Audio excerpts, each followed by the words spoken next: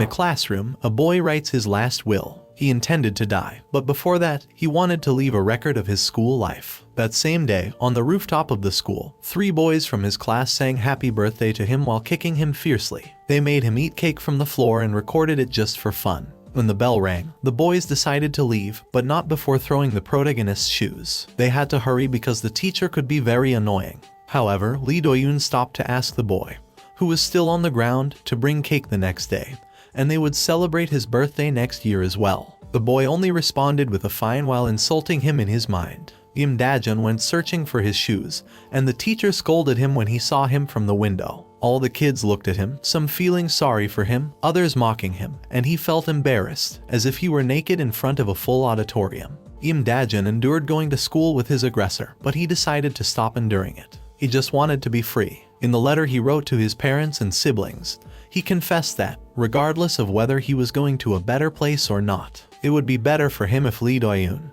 Yoo Seung-tae, and Bi Joo-won, his aggressors, were not there, especially if the first one wasn't present since he was the worst of them all. He also apologized to his parents for lowering his grades. He had been distressed by what they had done to him and wanted to write everything he had been through. The boy wondered what it would feel like to die. He didn't know the answer, but he liked the idea of his aggressor suffering greatly, being taken away while screaming that he wasn't guilty and begging for forgiveness. It was a shame he couldn't be there to see it, but just imagining it made him happy. On the other hand, there was his family. His brother was a study addict. He would probably be studying at his funeral. His sister would likely be on the phone. He never considered himself good at studying or anything else, so he doubted if his parents would even feel sorry for him. Before dying, he also wanted to express his final wishes. Back at home, everyone sat down to dinner, not paying attention to each other, each absorbed in their own world, except for his mother, who would return later. His brother stood up first, still looking at his study cards. The protagonist apologized, but his father interrupted him, saying he was blocking the television. On the news, they talked about the murders that occurred in a school. The police had decided to reveal the identity of the perpetrator, a student who had killed his classmates after getting tired of being constantly bullied. He had turned himself in the previous evening for brutally killing 7 classmates. Civilians and journalists surrounded him, asking questions and taking photos. He claimed not to be a murderer and passionately defended his actions. After all, only he knew what he had lived through to reach such extremes. He named each of his aggressors. He no longer saw them as humans. He looked into the camera, addressing the victims like him. It was time to stop asking for forgiveness. Nobody cared about what happened to them. They had to take care of themselves, and he encouraged them to do whatever it took to survive. If they didn't want to die, they had to kill. Im Da-jun watched the television attentively. It was as if the person on screen was speaking directly to him. The press conference stopped as the boy became agitated. Controversy erupted over the case when it became known that the perpetrator was a victim of school bullying. The protagonist's father disagreed with the boy's actions and downplayed the fact that he had been abused, viewing them as a bunch of crazies. But inside, the protagonist applauded his words. He was right. Why was he the only one who had to die? The rest of the night, the protagonist spent reading on a forum about how to kill someone and imagined himself doing the same as the boy in the news. However, at the same time, he thought about the consequences and realized he would never do something like that. He hated feeling this way. He just wanted a normal life. He begged for someone else to do it, for someone else to have the courage to kill his tormentor. But he would do nothing and end up dying at the hands of Do-yoon,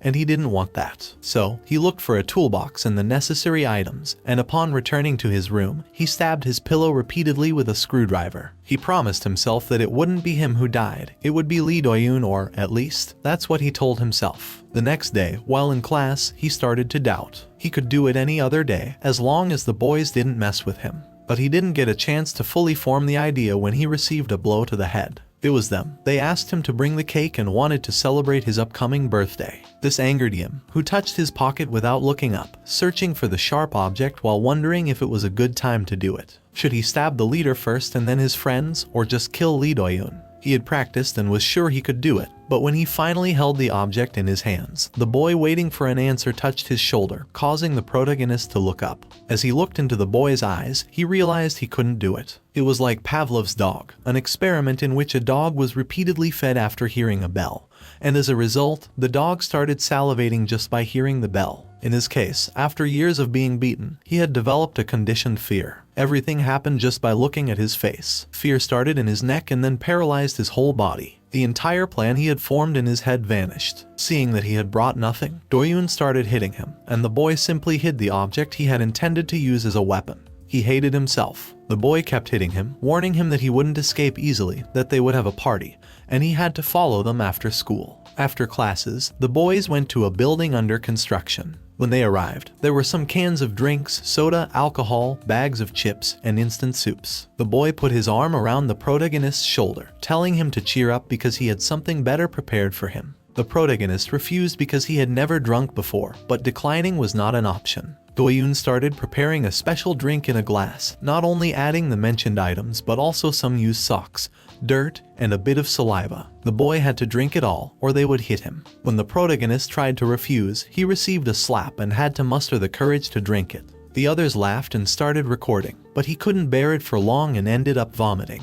The leader sent the other two for more things and drinks while he continued tormenting the boy for vomiting his concoction. Dajin felt dizzy and really sick, but the bully forced him to drink from the bottle. The protagonist had had enough of the situation and ran off, breaking the bottle in the process. He didn't know why he was fleeing when he would be beaten up again the next day. Do-yoon caught up with him from behind, threw him to the ground, and started hitting him. Dajin felt a strong pain, regretting having run away. He wondered if it would have been better to drink and die. The bully dragged his victim back by the hair. The protagonist hated having to keep living like this, being beaten to the point of not being able to take it anymore. Just seeing the bully's face scared him, and his mind went blank. When he saw the bully's face, he couldn't do anything, but right at that moment, when he turned his back, the protagonist couldn't see his face. If he didn't see it, he could do it. The protagonist pushed the bully with force just as a truck passed by. When the two boys who had gone to buy things returned, they saw a crowd of people in an ambulance. As they approached, they saw that their friend had had an accident. Meanwhile, the protagonist was running away scared. The effects of alcohol had disappeared, and he was trembling.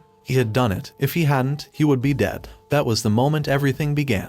He would survive. After the accident, the protagonist lay in his bed under the sheets, wondering why he didn't run away. Memories of the boy on the ground while he ran away haunted him. But he couldn't help it, he just wanted revenge. The next day, on his way to school, he thought it would be his last day. He wondered what had happened because he had left. He just wanted to go to the classroom without his aggressor. While thinking about the possibilities of getting caught, he stopped at the door of his classroom, scared that the police might be waiting for him on the other side. But when he opened the door, everything was the same as always. He went to his seat, thinking about how normal everything looked, except for Lee Do-yoon's empty seat. The teacher informed the students about the car accident. The boy remained unconscious, with serious injuries. The investigation had concluded that he had recklessly crossed the street. This made the protagonist feel guilty, but at least he didn't have to worry anymore, and he could finally sleep peacefully. He would try to live a normal life for a few days. The rest of the day, the boy attended his classes peacefully. At first, he didn't know what to do during free moments, but then he remembered that he hadn't read in a long time. He used to do it a lot during middle school, but it became difficult when he entered high school. As he read, tears started falling from his face, and a boy approached to tease him, mentioning that they had seen him leave with Lee Do-yoon the day before. But it didn't go any further. For the boy, the classroom seemed a bit different. They used to bother him even when his main aggressor wasn't there, but for some reason, he didn't feel like they were seeking a fight anymore. Moreover, all the bullied kids seemed comfortable. The classroom was peaceful now that Lee Do-yoon was gone. When he started to feel that maybe he had done the right thing and that he wouldn't get caught, a police car entered the school grounds. Everyone started joking about it, but Dajin was worried. A few minutes later, a boy came to the classroom to call him. In the teacher's lounge, an officer handcuffed him while another read him his rights. He was detained for attempted murder. The teachers were shocked and confused. He had lived in a sweet dream for a while, but all of that faded away. After what happened, everything became heavier. Society reminded him again and again of everything that had happened. He was taken to trial, found guilty, but due to the fact that he was constantly bullied and drunk at the time of the crime, he was sentenced to 2 years of probation. There was alcohol in the drink they forced him to take, and his will wasn't taken into account. He didn't go to a reform school, but he still wasn't happy. Later, at the school committee meeting, they informed him of his expulsion. As he left the place, students asked him if he would continue studying and why he wasn't sent to a reform school, but the boy just looked down. Although all the comments around him bothered him, he thought it would be okay when he got home, or so he thought. Once at home, his father kicked him out. He didn't want to see him again. None of his family members even bothered to see him. Dajin was shattered, but there was nothing he could do, so he left home crying. The night couldn't get worse, but it started to rain, and the protagonist just walked without knowing where to go. Why did he have to go through all this when he just wanted a normal life? Now, he had nothing. When he crossed an alley, Lee Do-yoon's friends were waiting for him, and they started beating him together. The boy felt that his body couldn't take it anymore, and he couldn't even escape. There were too many of them. The protagonist remained on the ground as one of the boys stepped on his head and asked him how he would compensate for what he had done to his friend. He would accept an apology in place of Do-yoon, and if he didn't, they would keep hitting him. But the protagonist could only think about all the times he had been beaten and pushed around. He wasn't worse than them just because he had defended himself. Even under the threat of the boy, Dajin shouted that he hadn't done anything wrong, but that only earned him another beating. The boy fiercely hit our protagonist, who remained stretched out on the ground. The protagonist managed to touch an object with his fingers and grabbed it. It was a brick, which he used to defend himself, and the aggressor fell to the ground. But the boy kept hitting him again and again while the other men watched. The protagonist would no longer feel guilty.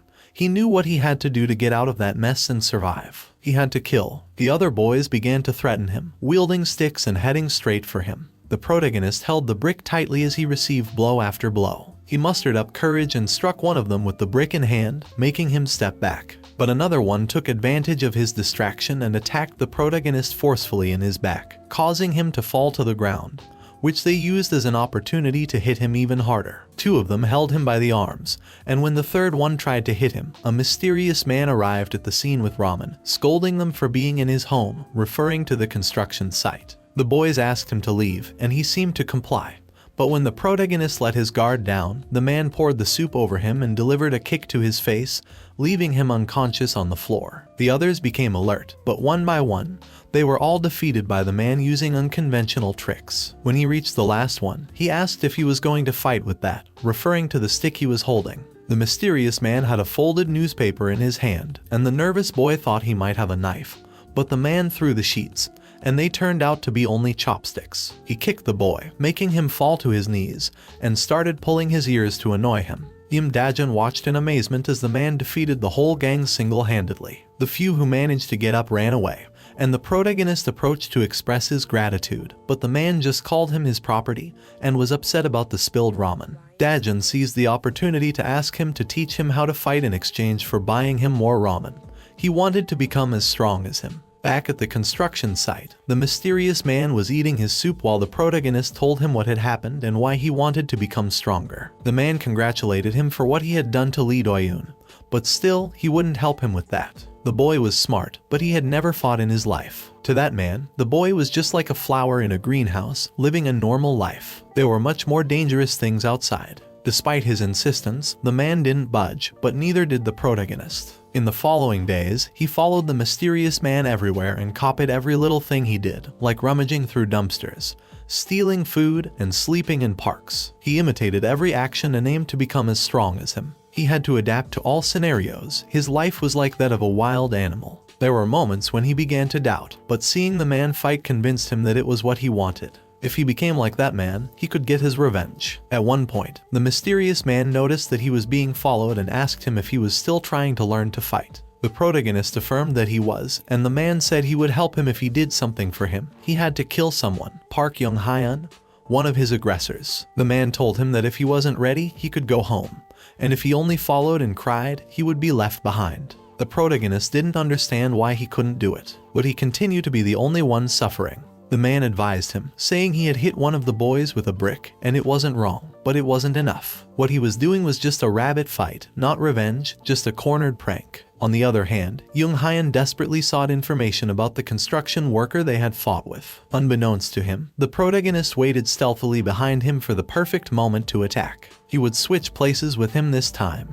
It would be the protagonist who would attack. A memory from his past came to him. Young-hyun apologized after pulling down his pants in front of the girls and splashing him with water while they were in the bathroom. He claimed to suffer whenever the protagonist felt pain. He raised his hand to shake the protagonist's hand, and Do-yoon encouraged him to forgive him. After all, his apologies seemed sincere. When Dajin shook his hand, the big guy gripped it tightly until the protagonist screamed in pain. His grip strength was excessive. He had been a baseball player and was expelled for aggression. After the apology, the big guy said he felt relieved and would continue apologizing in that way every day. The protagonist, who was on a roof only slightly higher than the ex-baseball player, tried to calm himself down. He just had to stick to his plan. The thought that Park Young-hyun had tormented him all this time just to show off his strength angered him, and holding on to that feeling, he jumped towards him. He had managed to knock him down. It had been easier than he thought, but he let his emotions distract him, and the big guy got up to hit him back, 3 times harder than he had ever hit him before. The protagonist trembled with pain, but the boy didn't stop. He kept hitting him while demanding that he bring the construction hero. Young-hyun was resentful because the protagonist had knocked him out with a single blow. The mysterious man watched the fight from afar. It had started well but was getting worse. The protagonist felt more pain than usual, and the ex-baseball player had been lenient all this time.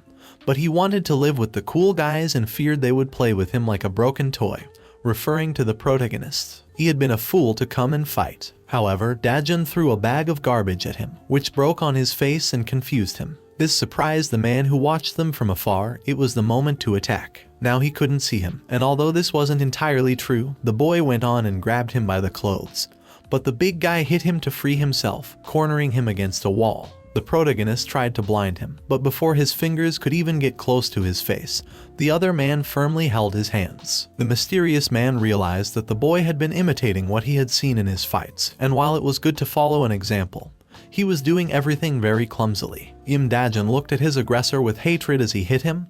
He felt deceived. He had always had to endure them, and he had been expelled because of them. If he could, he would kill them all. He remembered the moment when the mysterious man asked him to hit Young-hyun. If he couldn't do it, the man would leave, but the protagonist stopped him and said he would try. Although the man believed it would be difficult due to the weight difference, you never know if something could change in his favor. In a street fight, tactics don't matter. He had ruined his life, and there wasn't much to think about.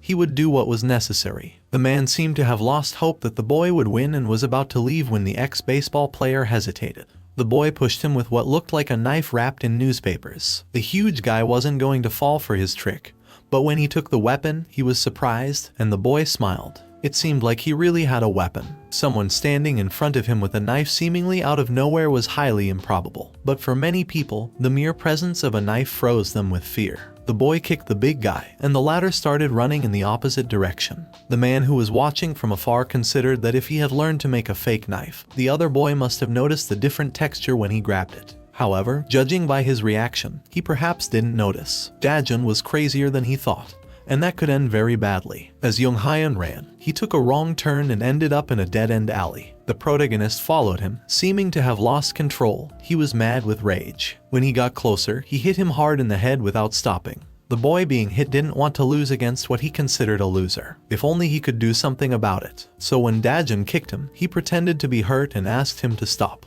But the boy who had been mistreated so many times wouldn't stop for that. How many times had he endured the abuse from him and his friends, always begging, and they never stopped? The protagonist began to cry, unable to stop the painful memories of his past. The man watching from afar thought he had won when he realized the boy had become distracted, and the other boy had taken control of the situation. He threatened him with the knife and brought it down with force to stab him, but it hit the boy's leg. The protagonist smiled. It was nothing but a metal ruler wrapped in paper. Dajun mocked himself for being scared of a simple ruler, and the other boy, filled with anger, started hitting him relentlessly. The man, impressed by everything the boy had achieved, decided to approach and help. He poured a drink on the angry Young-hyun's head, and the boy turned to see him. He recognized him as the same man from the construction site and went after him. But the man remained calm and kicked him hard in the face, knocking him out once again. He approached the protagonist and asked if he knew what would have happened if he hadn't intervened. He wouldn't teach him to fight, although he had come close to passing the test. The boy, still on the ground, reproached himself for letting his guard down. Nothing had changed. He was still the same boy who got beaten.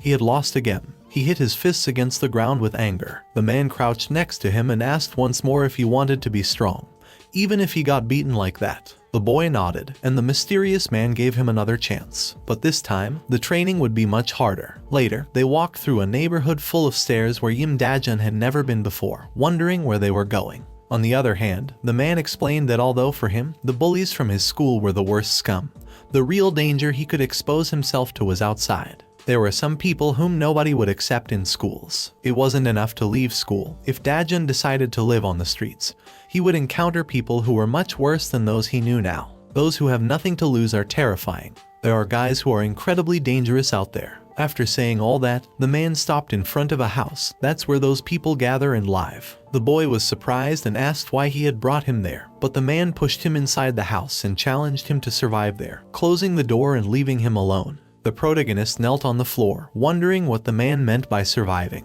and then looked up at the people in front of him. Still on the ground, he explained how he ended up there. Cho Hangul had brought him there. He had to live with them to learn how to fight. The boys were incredulous, but when it came to him, nothing surprised them. So the red-haired boy, Cha Diob, began to ask if he knew how to do anything.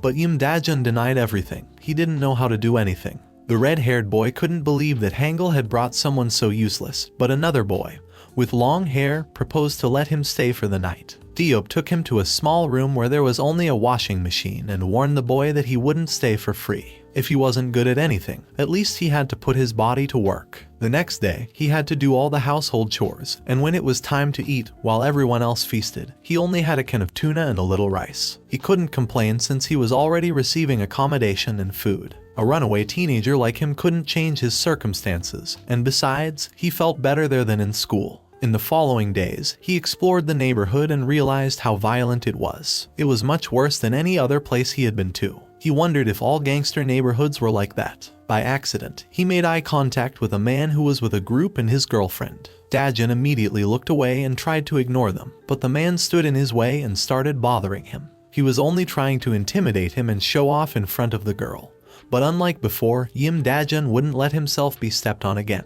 When the guy prepared to hit him, Cha Diob appeared from behind to defend him, warning him not to get involved with those kinds of people and to finish cleaning up. But the man wouldn't stand for that humiliation and went after Diob despite his friend's warnings. Kim Teek, the boy with long hair, was with him, but fearlessly, he took out a knife and headed towards them. In 2 moves, the red-haired boy left him lying on the ground, and everyone was astonished. Diob asked if anyone else wanted to fight, but the others ran away. The protagonist wondered if all of Cho Hangul's friends were as strong as he was. After this, Hyunti, the man who attacked them before, was furious, complaining about Cha Diob and his group when a man from the shadows approached him, offering his help to take down the gang. Back at home, the protagonist was sleeping when he woke up to go to the bathroom and smelled gas. He quickly left the house and accidentally hit Hyunti with the door, knocking him to the ground next to the gas cylinder he was trying to use to suffocate them. Quickly, the protagonist ran away, and Dajun chased after him, thinking about how Cha Diob had told him he was useless, and he affirmed that there was something he wanted to do. Hyunti kneeled to catch his breath and wondered to himself how the bastard, referring to the protagonist, was okay. The protagonist approached and told him that he didn't sleep in the same room as the others. He also revealed that what he wanted to do was beat up trash like him. A few days before the attack, Diob and Dajun were on a rooftop, with Diob asking why he bothered him to teach him how to fight. The protagonist replied that he wanted to be able to take out people who messed with him in one blow, just like he did with Hyunti and his gang. Diob didn't want to train him, so as a way to get rid of him, he gave him a rope lying around, saying that a weakling like him needed to work hard with that. The protagonist then asked how long Diob trained, to which he mocked him, saying he could do 100,000 jumps in no time, and that was normal for him when he trained. The next day, Diob returned to the rooftop, wondering where Dajun had gone to wash the dishes since he hadn't seen him since yesterday. Although he considered the possibility that he had followed his advice about the 100,000 jumps, he believed that no one was stupid enough to believe that. But he was surprised to find Dajun, who had been jumping rope all night, asking him to finish already because he had only done 47,000 jumps. However, Diob cut him off, telling him to go do his chores, while he wondered what that loser was trying to prove and to whom. Back to the present, the protagonist tries to land a blow on Hyunti, but he manages to defend himself and deliver a strong right punch to his face. He tries to take advantage of his lead to escape, but Dajun chases after him, so he receives another punch to the face from Hyunti, who remarks how annoying his persistence is. While running, Hyunti thinks that he must leave the neighborhood because he failed to get rid of Cho Hangul's gang, and now he will be the target of that mysterious man and his gang. Just when he was about to reveal the name of that gang, the protagonist, still on the ground, grabs his leg and makes him fall down the stairs. Then he approaches him and grabs his jacket, asking him about the gang that's after him. But as he formulates his question, he notices a cut on his cheek caused by the knife the gangster pulled out. This situation reminds him of when the mysterious man, Cho Hangul, faced Lee Do-yoon's friends, and he realizes that's how it feels to fight against someone armed. Hyun-tae mocks him for thinking he was running from him and tries to stab him, but the protagonist manages to narrowly dodge it, falling among a pile of garbage, where the gangster throws a new stab that, in his mind, he won't be able to dodge. In the backyard of the house, the gang starts regaining consciousness. Kim Taek realizes who attacked them when he sees the gas cylinder nearby, and another member, a purple-haired guy with covered eyes, asks if it was Dajung who saved them, noticing he's the only one not there. Deob confirms this, stating that the protagonist went to chase his attacker. Taek doubts his victory, but their apparent leader assures him that he will return. He then remembers when he was unconscious, and the protagonist slaps him hard, asking him to wake up, declaring that now they all owe him for risking his life to get them out of the gas-filled room. Although he notices that the redhead hasn't fully regained consciousness, he says that now that he saved them, they have to teach him how to fight, divide the household chores, let him get a job not to be a burden, and even participate in their food feasts. Deob pays little attention to his requests, so the protagonist suggests that they should acknowledge him if he brings back the guy who gassed them. The redhead still doesn't accept the deal, but the protagonist takes advantage of his weakness to take his hand and make a pinky promise as a way to force him to agree. After this, he runs away from the scene, ending the memory with Deob thinking that he won't go down without a fight. Back to reality, the protagonist tightly holds the knife with which the gangster wanted to cut him, not caring about the damage it causes, and without letting go, he pushes him against a fence that separates them from falling into the void. Hyun-tae thinks that even though he looks like a nobody, Dajung has the eyes of a madman. When the protagonist takes hold of his arm, he realizes that he's trying to use the same move with which Deob threw him over the fence. He mockingly tells him that it won't work and tightens his grip on the knife. However, the protagonist laughs that he believed that was his plan, and before the gangster can respond, he makes a big jump that throws both of them off the edge. They descend the precipice, hitting against the wall. Hyun-tae lets go of the knife as he falls. The protagonist lands a few steps away from the gangster and gets up first, so he seizes the opportunity to pick up a brick from the ground and hit him with it. But as he is about to do it, he notices that his enemy hit his head against a cement bollard when he fell, leaving him unconscious. This leaves him stunned for a few seconds before he raises his arms with pride and declares that he has won.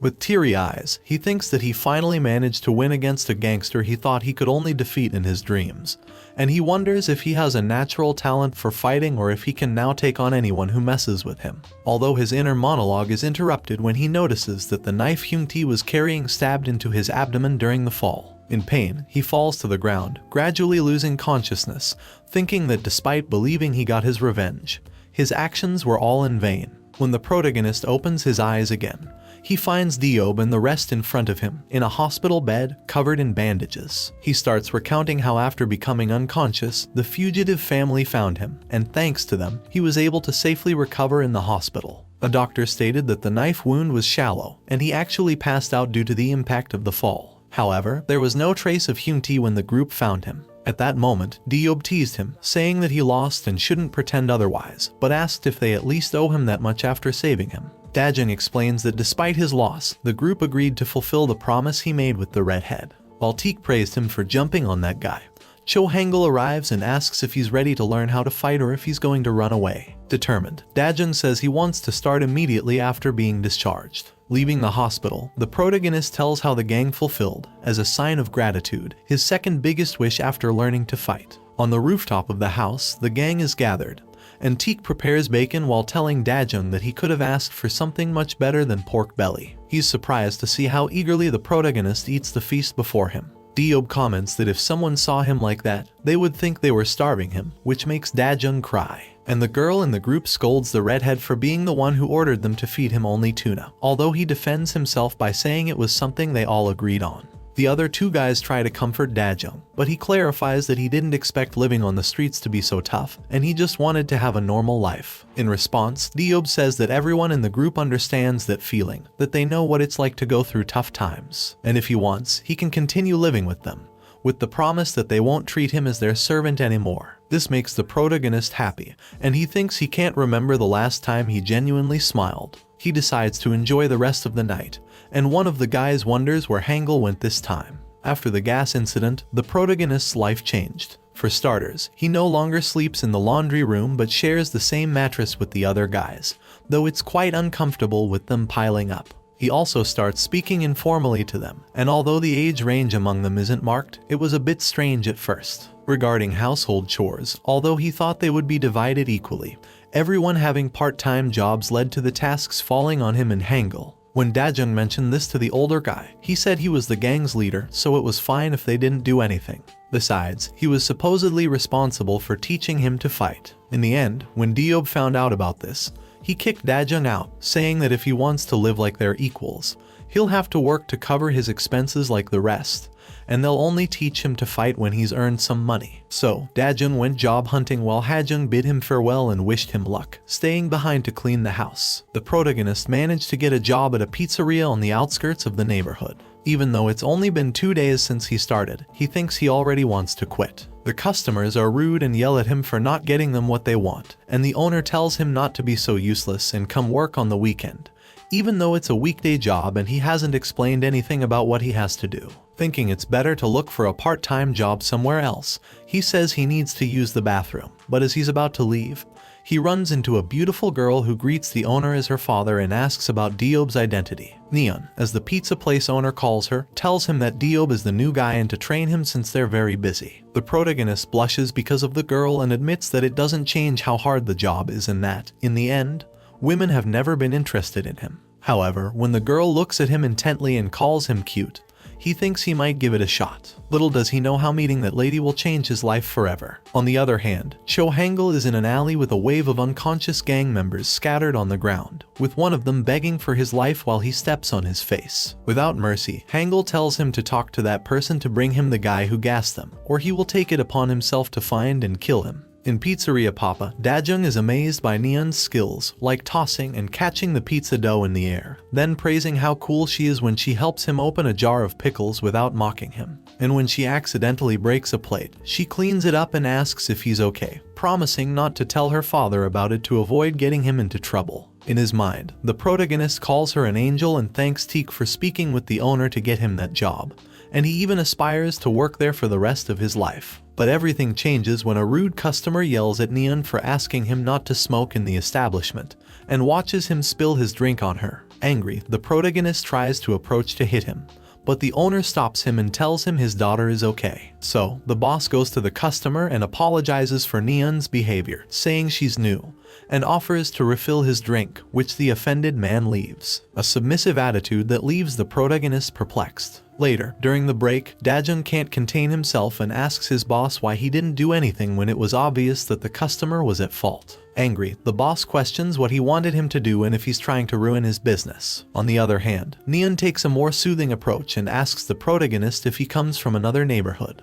Then she explains that in that area, there's a dangerous organization, and when such customers come, they're careful not to mess with them as they can't distinguish who's part of that organization and who isn't. Although she admits that there are also people who take advantage of the confusion to act that way. At that moment, the pizzeria owner admits that, of course, he can't stand to see his daughter mistreated, but he has seen businesses destroyed for angering those people. So, to survive in that neighborhood, there's no other option but to endure such abuse. Neon thanks the protagonist for caring, but tells him they're fine since it's thanks to that business that her father can work, and she can go to school. These words make Dajung admit that, although they're the same age, Neon is more mature than him. It's also a reminder that life is much tougher than it seems. After getting used to his job, Hangul starts training him, with the first lesson being to remove the fear he has when hitting someone. Although Dajung says that won't be a problem, Hangul hits him in the face with his magazine, saying that in a serious fight, he'll never beat the gangsters, so he'll have to completely reform him. Although, before they start, he asks if anyone in his family is looking for him, but the protagonist says that even if they were,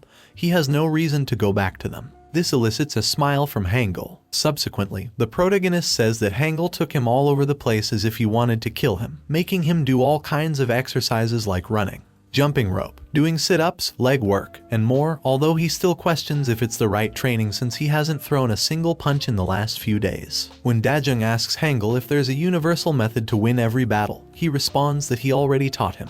And remembering the way he dealt with the guys who harassed him, says he has to make his opponent unable to move, block their vision, and find an appropriate weapon. Although he admits that developing such talents can be difficult, he tells him to keep working hard on the exercises he gave him. but the protagonist asks him to teach him how to punch directly and shows a boxing video on his phone as an example. Instead of changing his mind, Hangul gets frustrated and tries to hit him again with his magazine.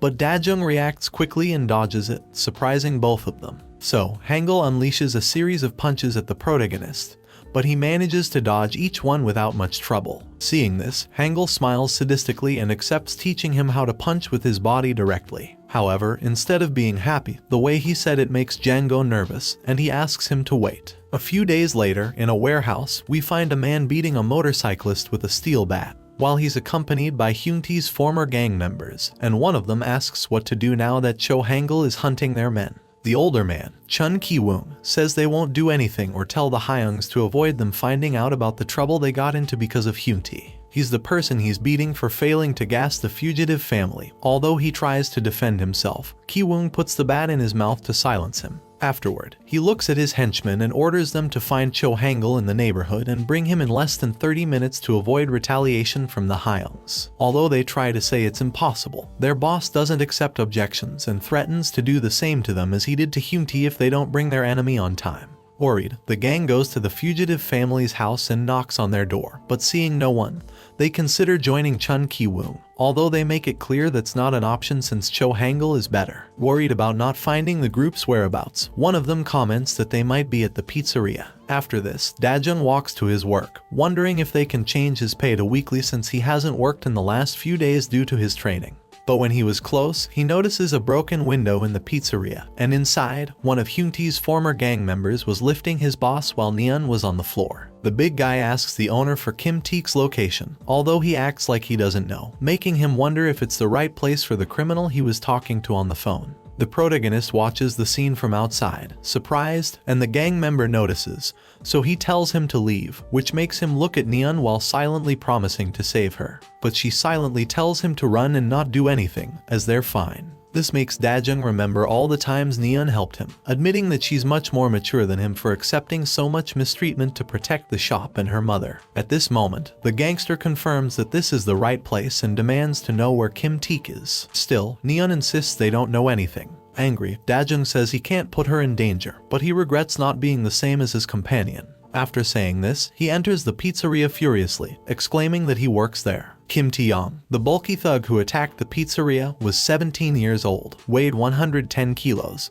and was 181 centimeters tall. Although his body was all muscle and no fat, it's surprising to know he never trained in his life. Of course, he used his strength for violence, and no one in school could match him, but outside of it, Chun Ki-woong was someone who could dominate him, and that's why he had absolute loyalty to him. That's why the gangster is surprised that someone as weak as Dajung would want to face him, and in his mind, he imagines the situation as if a small dog were barking at him fearlessly, unaware of his superiority. Underestimating our protagonist, he warns him that he will die if he fights him while spitting on the floor. However, Dajung is not afraid and rebukes Taeyong for spitting, calling him a pig, which triggers his fury, and he attacks him. So, the protagonist thinks about his training, and to block his path, he pushes a chair in the middle that should make his opponent fall, and then thinks about using the thing that Cho Hangul taught him. Then, he starts to remember a few days ago when he was on the rooftop, and the leader of his group began hitting him without touching him to teach him how to throw a punch and move, as well as explaining how the jab and right crosses work. Although he didn't hurt him, the protagonist is paralyzed by the force of the technique, realizing what boxing really is. After finishing, Hangul tells him that from then on,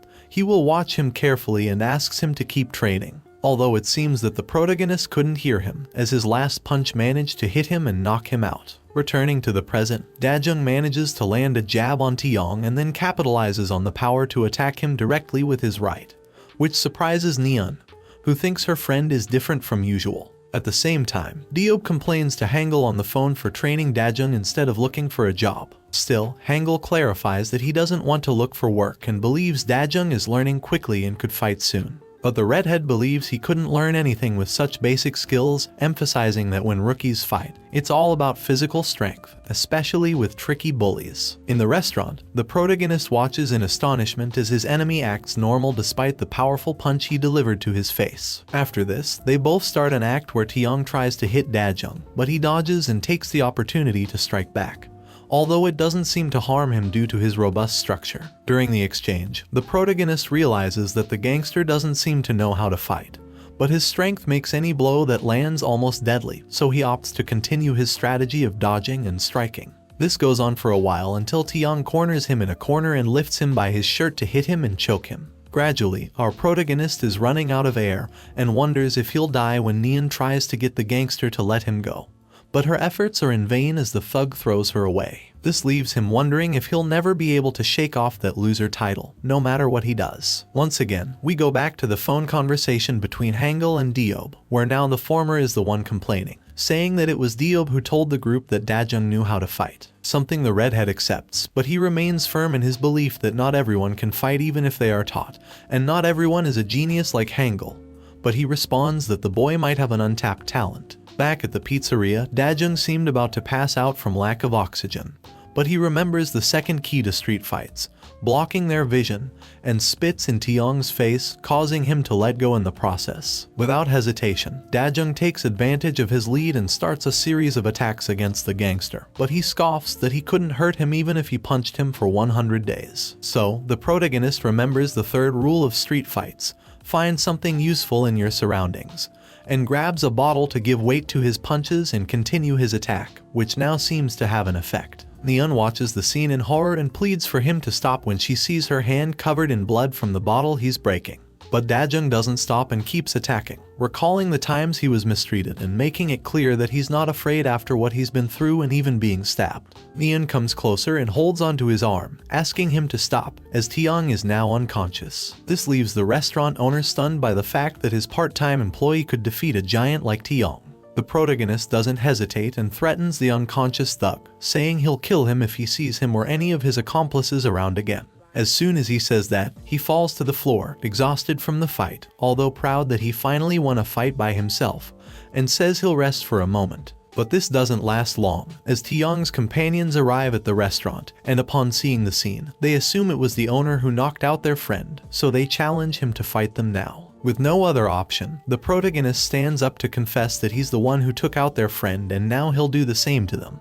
But the gangsters don't have time to respond because Teek arrives and knocks each one out with a punch. Dajung asks him how he knew they were in trouble, but he doesn't answer. Instead, he asks him to rest while he takes care of the other gangsters. The two gangsters attack Teek simultaneously, but he takes them down in a couple of moves without much effort, leaving everyone present shocked, including Dajung, who thinks about how strong his friend is. Then, the long-haired guy interrogates one of the guys, accusing them of being the ones who gassed his home. But he confesses that it was Chun Ki-wook who ordered them to look for them in that pizzeria, and that none of the three had anything to do with the gas incident. After this, Teek knocks the guy out and mutters that he suspected He Guang's men, which confuses the protagonist, who asks who those people are and inquires about the name of the gang that Hyun-Tae mentioned while fleeing. To answer, Teek says that he's probably already felt that the area was more dangerous than the rest, explaining that it's because the police stopped patrolling the neighborhood, which allowed the local mafias to expand.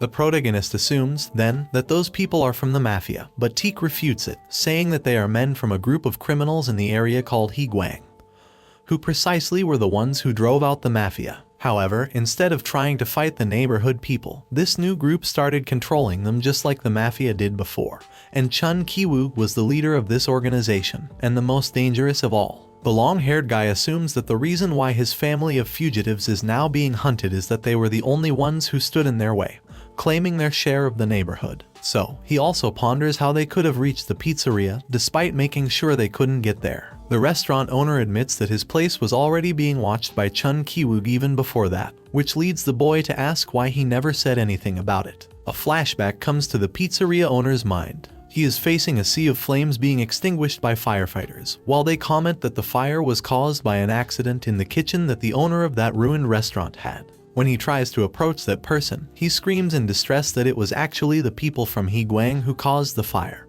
but none of the officials want to hear him. Back in the present, the owner of the place, covered in blood from his previous wounds, says that he couldn't let them get more involved with that organization. This statement makes Teek look at him furiously. Meanwhile, Dajung tries to approach a trembling Neon, who thanks him for his help but says she's scared that those guys will come back to harm them once they're gone. This makes the protagonist think about his abusers and realize that people like them are everywhere, and if there's no way to avoid them, they'll have to confront them. That same evening, Teek calls Diob to inform him that Chun Ki-wook is controlling the pizzeria, which angers the redhead. The elder continues telling him that they'll have to come up with new countermeasures against them and that in the meantime, he should watch his back. However, just at that moment, Diob sees a group of Higuang gangsters destroying an old woman's shop, while she holds her grandson in terror. So, he decides to hang up, and when one of the guys is about to hit the woman, demanding money she apparently owes them, Diob manages to grab the bat he was using and hit him.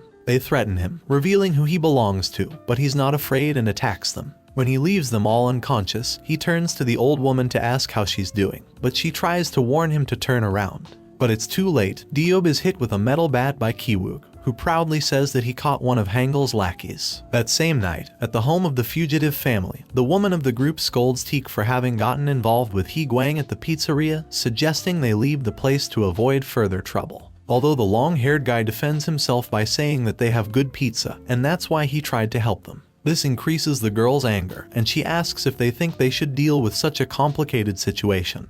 But she doesn't let her friends answer, interrupting to ask where Hangul is at a time like this. This discussion makes the protagonist wonder in his mind what will happen to the fugitive family, besides realizing Diob's absence. But just as he was about to ask about it, the four of them receive a message from the redhead. It's a photo of Diob, bloodied and unconscious, with a metal bat in front of him, along with a text telling them to go to the abandoned factory near the forest. In the mentioned warehouse, Ki-wook, with his henchmen around him, is reproaching a bloodied Diob for why his friends haven't come, and warns that if they don't arrive in 10 minutes, they'll kill him. Although the redhead, without losing his smile, comments that if he does that, it would be a relief for them since they'd have one less mouth to feed. This comment angers the criminal, and when he's about to hit him again with his bat as retaliation, the rest of the fugitive family arrives. Kim Teek remembers his companion's question about whether they should take care of everything themselves, and he answers it aloud that yes, they will take care of all of Higuang. Moments before they arrive, Teek asks Yin Daeung if he'll go with them, and it would be better if he left while he still could.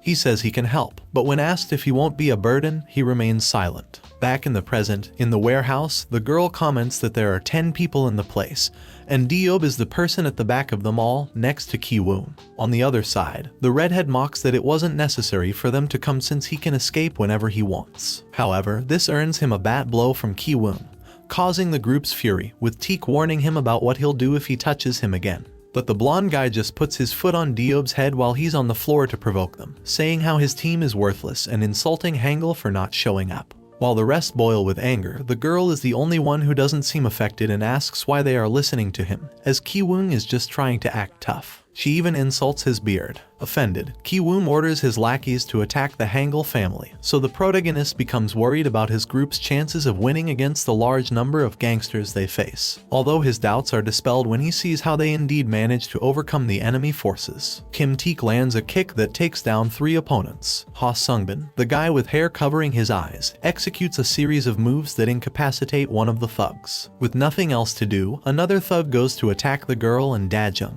who were standing apart. The protagonist thinks he must protect Hing-geum, his companion, but she pushes him away and demonstrates her great speed, quickly dodging the attacker's blows and applying a hold that leaves him unconscious before joining the battle as well. Actions that make it clear to the protagonist that they are all very strong.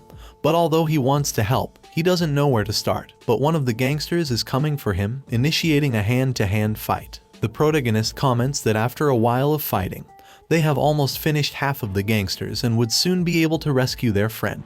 However, just as Teek was about to finish off another enemy, Ki-woon attacks him with his bat, which he narrowly dodges. Although the long-haired guy admits he wanted to leave him for last, he agrees to fight. Meanwhile, Dajung barely manages to dodge the blows from the thug who came after him and even manages to corner him near a tank with fire inside. The protagonist seizes the opportunity to take one of the flaming sticks and hit the thug in the face, but the goon doesn't stop and takes him hostage. Thus, while holding a piece of glass to his neck, he warns the others to kneel down and not move, or he would cut him. Teek hesitates but drops his arms. The thug mocks the protagonist, saying they shouldn't have allowed such a burden to come. Dajung and Teek exchange glances, and Ki-woon puts the bat close to the long-haired guy's face, saying that he could work for him and share the profits since it would be a waste to kill him. Although Teek ignores him and says they shouldn't underestimate the protagonist, he punches Ki-woong directly in the face. Then, it's revealed that before coming, the protagonist had asked Teek that if he ever became a burden, they should leave him behind, to which he had to agree. The thug is confused by his outburst and asks if he doesn't care about the boy's life, but the protagonist takes the piece of glass with his hands to free himself from it, declaring that he's someone who is willing to end his own life, so he's not afraid of people like him. This act prompts Teek to declare that Dajung is possibly the craziest among them all, at which moment the protagonist headbutts his enemy, leaving him unconscious. Teek makes it clear that none of them would have gone to that place if they weren't willing to fight, although Ki-woong tells him to stop the bravado since they hadn't won yet. And they clash again, with the blonde guy hitting Teek in the side with the bat. Although Teek defends himself without receiving much damage, he realizes he has his guard up, which wouldn't give him an opportunity to attack. As the long-haired guy prepared to avoid another attack, two thugs grabbed his limbs, preventing him from moving, and Ki-woong had the chance for a direct hit with the bat. Although this blow doesn't land, as the protagonist saves him by breaking a board on the blonde guy's head. But it doesn't faze him, and instead, he turns around threateningly, asking if he's ready to face him. In his mind, Dajung thinks about all the people he defeated, the bullies who bothered him, and admits that Ki-woong is different. He's sure that if he fights him, he will die, and this feeling paralyzes him with fear. Of course, Ki-woong takes advantage of his hesitation and attacks him with the bat in the stomach, leaving him on the floor, and tells him that he will bury him once he's done with his friends. However, when he turns around, he finds that all his henchmen have been defeated, and the rest of the Hangul gang looks at him with anger, making him wonder if a 3 versus 1 wouldn't be unfair for people who consider themselves vigilantes. But Gaeung calls him a hypocrite for that and clarifies that fair play doesn't apply to someone like him.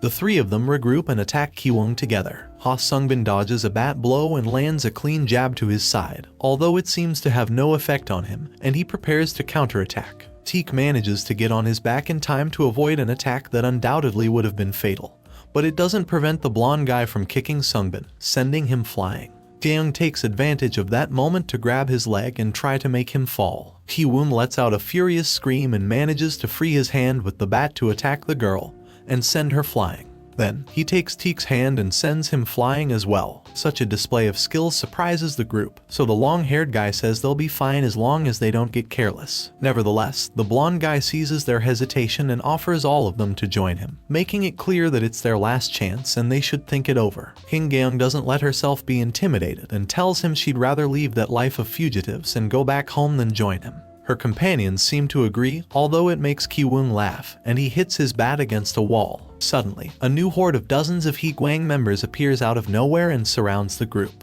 With a new order from their leader, these people manage to easily defeat the group and subdue them. With the fugitive family on the ground, Ki-woong reveals to Teek that his men told him that the staff at Pizzeria Papa knew their location but refused to tell him. So, he decided to send Yoon Seungbo, a deranged arsonist, to teach them a lesson. He takes out his phone to give his henchmen the order to destroy the restaurant, but Daeung, still on the ground, bites his leg. Ki-woong steps on the protagonist's face, but he thinks of Neon and everything he had to do to protect her father and the restaurant, and he increases the strength of his bite while shouting at him to leave the pizzeria. The blonde guy is surprised that he won't let go, but without further ado, he gives him a powerful bat blow that leaves him unconscious. Then, he takes out his phone again, but this time, he calls his pyromaniac to talk to him about the pizzeria. However, when he hears the voice on the other end of the line, he freezes. Behind him, one of his men falls covered in blood, while the person on the phone asks if he was looking for him. It was Cho Hangul, who had defeated and brought Yoon Seungbo to that location. Still speaking on the phone while facing Ki-woong,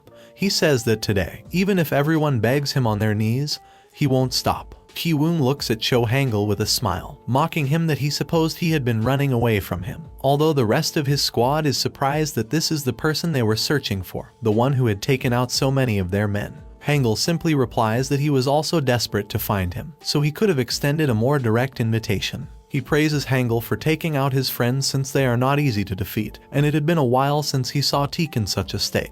In response, Teek says that he would have avoided that if Hangul hadn't meddled in his business. But Hangul tells him that's nonsense since they are nothing more than imitators of the mafia, and the moment he messed with his family, he couldn't even expect to leave that place in one piece. One of the thugs angrily goes towards Hangul, but he easily dodges the attack and breaks the thug's arm, which leaves the rest of the gangsters surprised, making them hesitant to attack when they see their opponent's skills. This angers Ki-woong, who promises $100 to anyone who can drag him away. At that moment, everyone present attacks, but Hangul manages to disable each one of those who stand in front of him with just a few moves. He delivers direct blows to their faces, throws one over another, and even impales one with a piece of wood. This display of power reveals to the barely conscious Dajung that his leader was only playing during the moment he rescued him from the bullies, and this is his true ability. Meanwhile, Ki-woong seeks to gain a new advantage, so he takes Kim Teek and threatens to break his arm with his bat if he doesn't stay still. Although Teek looks at the scene for a moment, he strikes the thug who tried to hit him.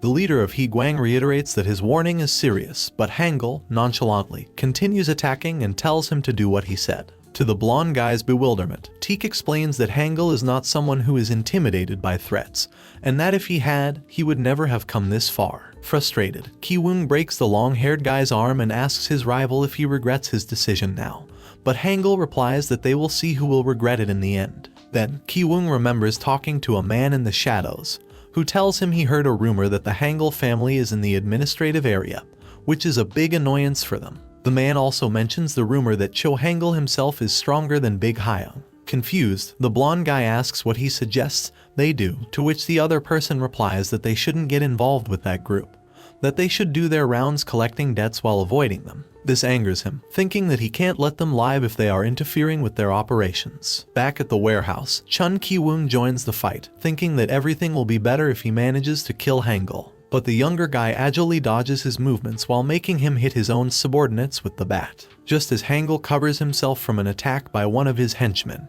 he declares that only the blonde guy is left, as he likes to save the best for last. The muscular guy tries to hit him with the bat again, but Hangul manages to avoid his movements and counterattacks with several punches that disorient the blonde guy. While Hangul admits that he is quite strong, understanding how he defeated his friends, he declares that he is much stronger and won't be beaten. He then delivers a powerful kick that bends Ki-woong's bat and leaves him lying on the floor. Without mercy, he asks him to get up because he's not done with him yet. Angry, Ki-woong gains momentum and tackles Hangul to the ground, proceeding to hit him multiple times while Hangul defends himself. However, this advantage doesn't last long, as Hangul manages to stop his arm and place his legs on his head, applying a hold that breaks his arm. While his enemy laments, Hangul reveals that Yoon Seung-bo confessed to him earlier that they were behind the gas incident, which, along with what they did to Diob, leads him to question how crazy they must have been to try such tricks and suggests it would be better if they disappeared. Desperate, Ki-woong yells at Hangul if he thinks he will get away with what he did because no one had been able to mess with Higuang and come out unscathed. He warns that there are many others behind him willing to end them all mercilessly if he says a single word about what happened. Such words don't affect Hangul.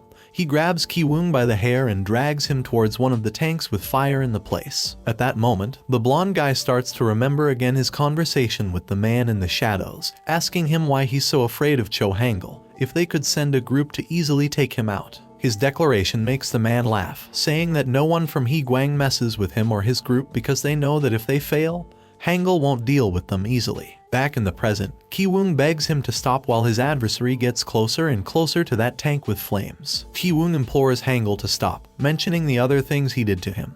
But Hangul tells him that he must face the consequences of taking things so far because it was his fault that all his friends could have died due to the gas attack. So if that's his determination, he shouldn't have meddled with them in the first place. Finally, he pushes Ki-woong's face into the fire, making him scream in pain, which annoys Hangul, so he starts kicking him repeatedly to shut him up. The protagonist, still conscious, watches the whole scene from a distance and comments that it was at that moment that he learned how terrifying his leader could be. After seeing that Diob is conscious, Hangul carries him on his back and approaches Dajung, mocking him by saying that living on the streets was quite tough, something the protagonist confirms with a smile, and then he hears his friend say that it was time to go home. The protagonist recounts that it was thanks to Cho Hangul that he managed to survive that encounter with Ki-woong, although none of them expected that it would be the beginning of their bad relationship with Higuang. At the same time as he mentions this, a mysterious man lurking in the shadows approaches the warehouse, once the fugitive family had left, and looks disappointed at the defeated gang members. As a result of that confrontation,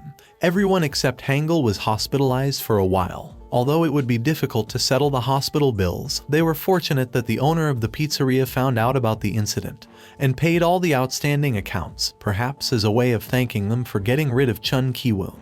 After that event, Hee-gwang stopped bothering them in that area and Ki-woon disappeared from the scene. But even though they hoped everything was resolved, once they returned home, Hangul gathered them all to tell them that the gang would return. Hee-gwang had many more men who could easily replace Chun Ki-woon as their leader. Cho Hangul explains that although Hee-gwang is not very cohesive as a group, as they use their money to get runaway teenagers to do their work, and if they send someone like Ki-woon to provide the payment, they would immediately resume their activities in the area and now come directly after them for being responsible for eliminating their previous leader. So they will have to decide whether to leave that area to avoid any risk or stay and prepare to fight when the time comes. Dajung looks hesitant, but Diop, who is covered in bandages, says he knows they have nowhere else to go and that this is the only place they belong. Everyone agrees with this except the protagonist, who maintains a downcast look. That same night, the protagonist seizes the opportunity to meet Hangul on the rooftop to talk to him. Immediately, Hangul wonders what he wants to talk about, as he finds it impossible to think that he would abandon them at this point, which the protagonist confirms. What he really asks is if there is no faster way for them to become stronger. Hangul tells him that there is no need to push himself too hard, and he admits that he is surprised he has been able to keep up the pace he has had in his training, despite being aware that he has changed in a short period of time. He admits that his battle with Ki-woon made him realize how weak he still is, so he insists on finding some way to at least be on the same level as the rest of the group. After thinking about it, Cho Hangul confesses that, in fact, there is a very strict method to achieve that, so he agrees to give him that special lesson after seeing Dajung's great determination. At the pizzeria, the protagonist is working while confessing that the place has been much quieter since Hee-gwang disappeared, and the number of customers has also decreased, making it much easier to manage. Although he didn't know how long this period of peace would last, he believed it would be fine if it lasted a long time. While taking out the trash, he encounters Neon, who had returned from school, and greets her. She doesn't respond but trembles while closing a garbage bag containing a pink teddy bear. Worried, he asks her if she's okay, and she answers affirmatively, although Dajung doubts the truthfulness of her response, as he had never seen such a dark expression on her face. To change the subject, the girl asks if he goes to school, to which he replies that his life revolves around working at the pizzeria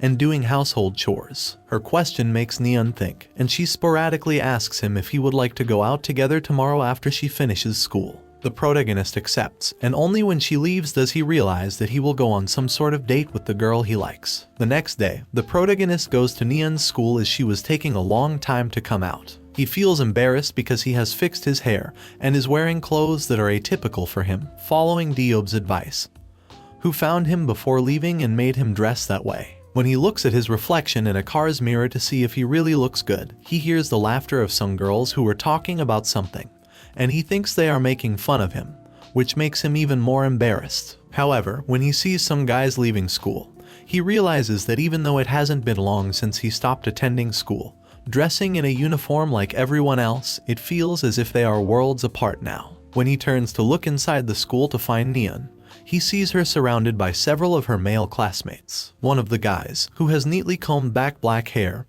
hands her a teddy bear, saying that he will do well with her. This action causes the other boys to say that she's the only one he acts like that with and that she should value it. This makes Dajung feel bad as he doubts he could compete against a handsome guy like that. Still, he remains confused as to why his friend has such a scared expression. The boy tells Neon that, this time, she better not get rid of that doll, which prompts her to throw her gift on the ground, asking him how he knew she got rid of the teddy bear. She exclaims that she found out that both teddy bears have cameras, a revelation that the protagonist himself overhears from a distance. His high school companion remains unfazed, although he is impressed that the protagonist noticed it, given how difficult it is to get those toys. Admitting that his efforts have been in vain, he says he will have to change his plans and reaches for the girl. But, before he can grab her, the protagonist grabs his wrist. The other two boys mock Dajung's appearance, calling him a loser, but he doesn't get angry about it. Instead, he stares at that well-combed boy and asks him if he has ever been beaten by a loser. The well-combed boy, donghua, taunts and pushes Dajung, asking if he thinks he's some kind of justice hero,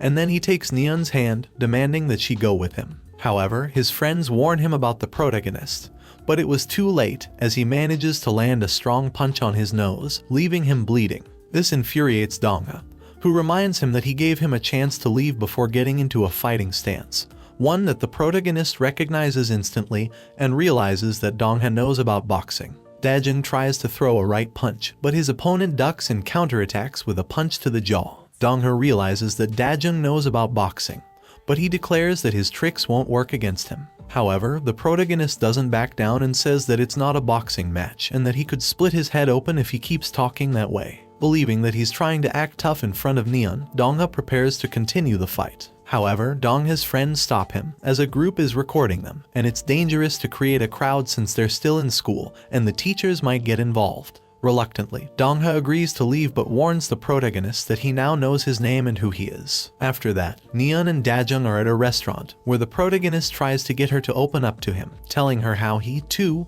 was bullied at school, and felt like a burden if he told anyone. He now thinks it would have been better to open up to someone instead of being alone with his negative thoughts. He warns her that if she just endures all the bad things that happened to her, both in the store and outside of it, she will lose herself in the end, just like what happened to him. He promises to help her if she opens up. The honesty of his words makes Neon burst into tears, saying how difficult it is for her. She proceeds to tell how Sung Donghua seemed like a good guy at the beginning of the semester when she met him in her class, but over time, he began to show his true colors, doing things that barely crossed a moral line. When she realized something was wrong, there was nothing she could do. She recalls a moment where he sent a chubby guy from their class to touch her inappropriately, and then confronted her, saying there was nothing she could do about it. She had to endure going to school while being harassed and couldn't tell anyone because she didn't want to cause problems for her father, who was dealing with He Guang at the time. The protagonist feels angry after hearing the truth and admits feeling guilty for not noticing that Neon was going through so much, as she always looked happy. When it's time to say goodbye, she thanks him for helping her vent, and he promises to take care of Donghua.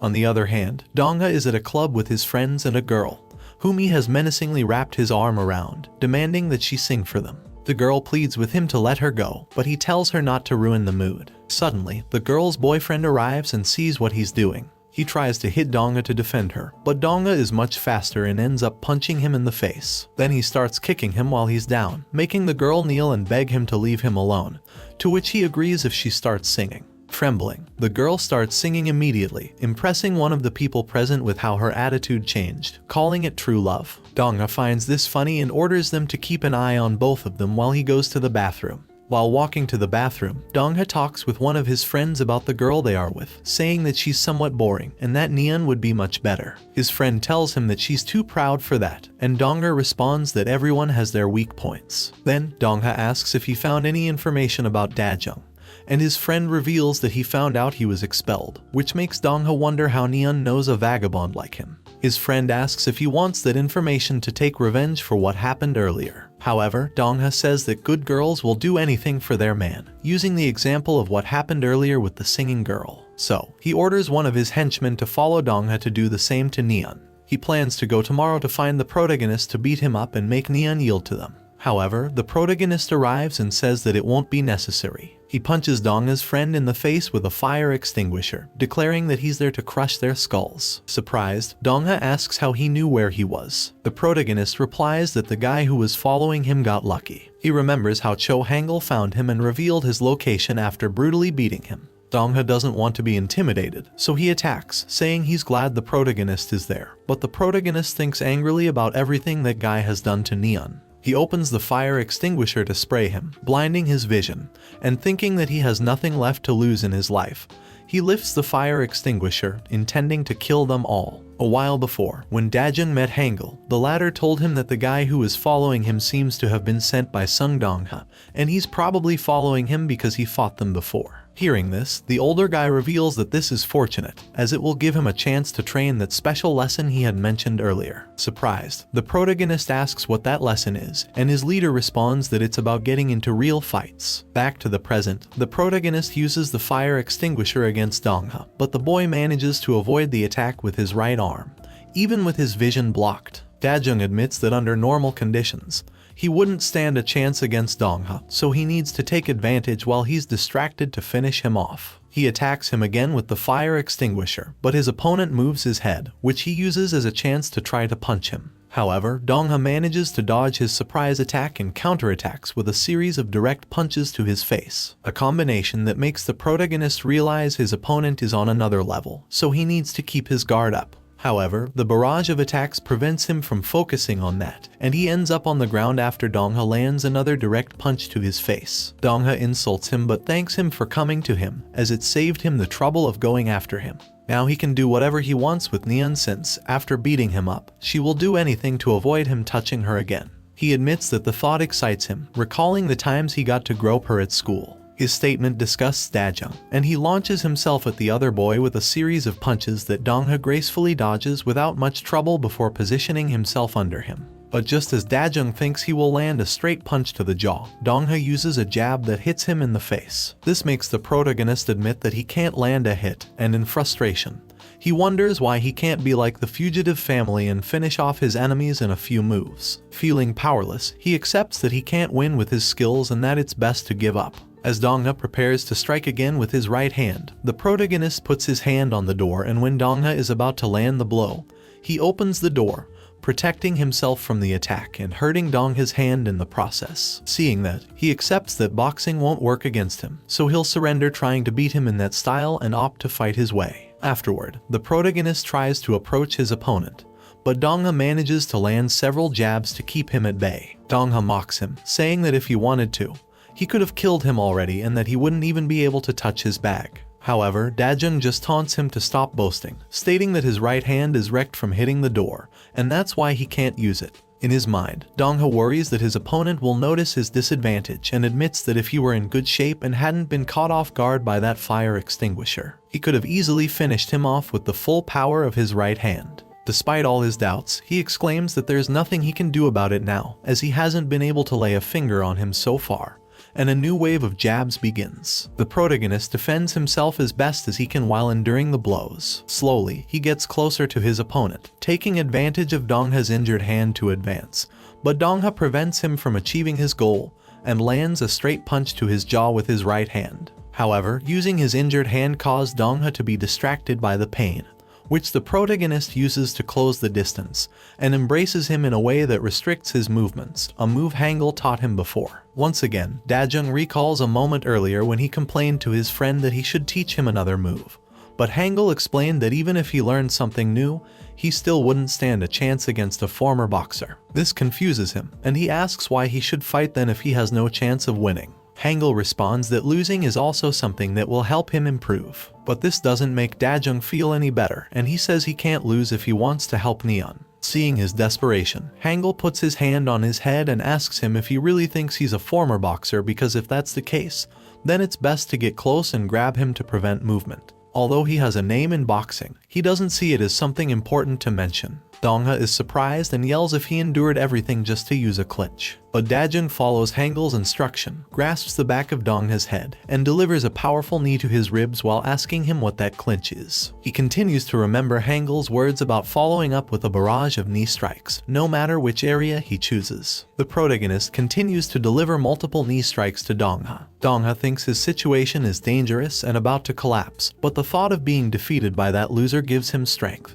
and he manages to break free from the hold. Going back to his meeting with Hangul, the protagonist asks what to do if his opponent escapes, and Hangul says that in that case, he can consider it a loss since a boxer won't fall for the same trick twice. But Hangul says there's still a chance in such a situation because if it's a boxer who doesn't know how to counter knee strikes, his first instinct when getting out of a clinch would be to back away, which is exactly what Donghua does in the present. So, in that moment, the best course of action would be to create distance and deliver a powerful knee strike to his naturally unprotected face. At that moment, during the fight, Dajung begins to remember all the moments that led them to this point of defeating Donghua, and recalling that he promised to break his skull, he delivers a powerful knee strike to his face, winning their encounter. And that's how the first part of this manhwa ends. If you have reached this part of the video, let me tell you that you have been one of the few people to make it here. So comment the word revenge in the comments. Remember to subscribe to not miss any videos.